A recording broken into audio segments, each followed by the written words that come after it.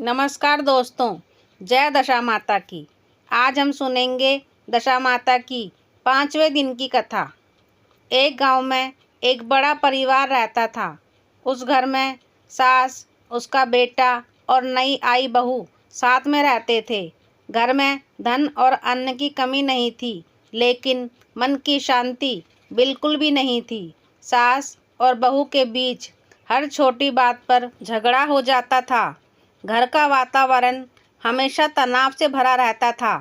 बहू मेहनती, शांत स्वभाव की थी, लेकिन सास को लगता था कि वह उसके अनुसार काम नहीं करती। दूसरी ओर बहू को लगता था कि सास उसे समझती नहीं है।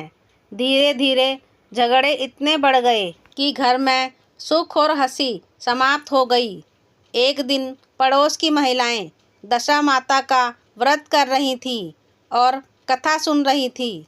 बहू भी वहां गई। उसने श्रद्धा से पूरी कथा सुनी। महिलाओं ने बताया कि दशा माता का व्रत घर की बिगड़ी दशा को भी सुधार देता है और परिवार में प्रेम और शांति लाता है। बहू के मन में आशा जागी। उसने माता का व्रत करने का निश्चय किया। फाल्गुन मास आने पर उसने घर के एक कोने को साफ किया, मिट्टी का छोटा सा स्थान बनाया, सूत का धागा बांधा और दीपक जलाकर माता की पूजा शुरू की।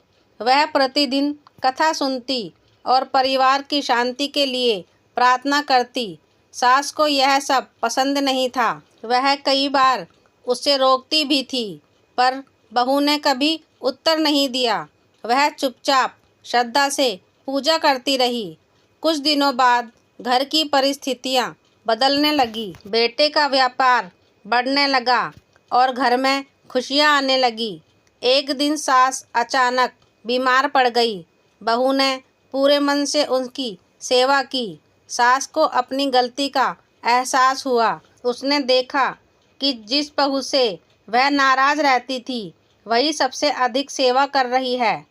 बीमारी से ठीक होने के बाद सास ने बहू से क्षमा मांगी और पहली बार उसके साथ बैठकर दशा माता की कथा सुनी। धीरे धीरे घर का वातावरण बदल गया। जहाँ पहले झगड़े होते थे, वहाँ अब प्रेम और सम्मान रहने लगा। पूरे परिवार ने हर वर्ष श्रद्धा से दशा माता का व्रत करना शुरू कर दिया। तभी से यह मान्यता है कि जो भी सच्चे मन से माता का स्मरण करता है, माता उसके घर की कलह को समाप्त कर सुख और शांति प्रदान करती हैं। जय दशा माता। यदि आप भी माता पर विश्वास रखते हैं तो कमेंट में श्रद्धा से लिखिए, जय दशा माता।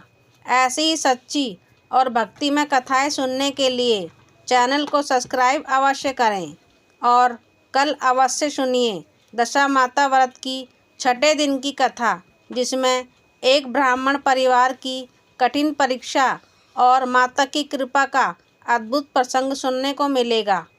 जय दशा माता।